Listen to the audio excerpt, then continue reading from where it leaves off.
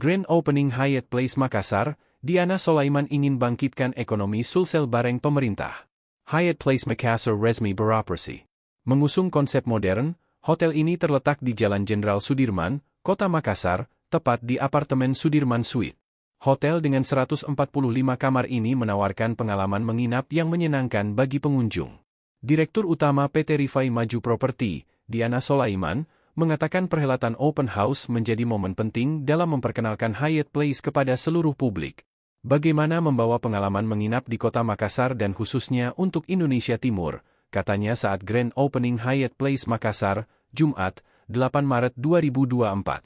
Serah terima unit apartemen, kata Diana, sudah dimulai sejak 2022.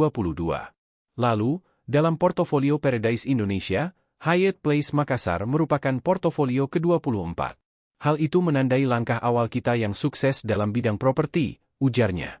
Hotel ini, kata Diana, merupakan bentuk kerjasama kedua yang dibina dalam grup bersama. Di mana kerja pertama kita mulai pada 30 tahun lalu berada di Jakarta, ungkapnya. Diana bercerita, pembangunan Hyatt Place tidaklah mudah karena beberapa kendala terjadi. Seperti halnya saat pembangunan awal konstruksi pada 29 Juli 2019 lalu di mana mereka harus dihadapkan dengan COVID-19.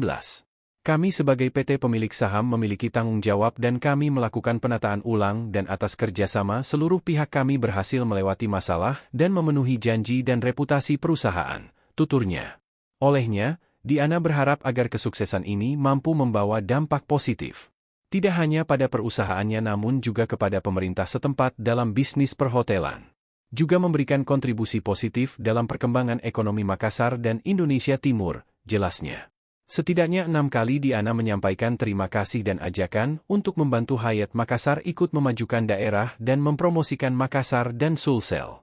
Komitmen kami dalam pembangunan ekonomi berkelanjutan bekerja untuk meningkatkan ekonomi positif, katanya.